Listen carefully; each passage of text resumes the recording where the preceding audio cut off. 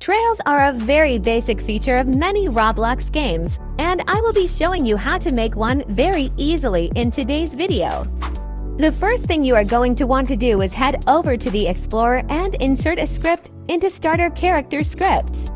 First, set the player's character model as the script's parent and add a line that makes the script wait until the humanoid root part, which is the center of the player's body, is loaded so that a trail can be attached to it. Then, create an invisible point called an attachment to connect the trail to.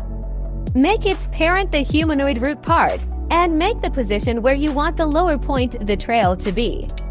Do the exact same thing with a second attachment to stretch the trail and place it where you want the upper point to be. Next, set the different properties of the trail to be whatever you would like. For example, you can change how long the trail lasts before disappearing behind you. Finally, set the color of the trail. For example, we can use this RGB code to make it blue, and it works.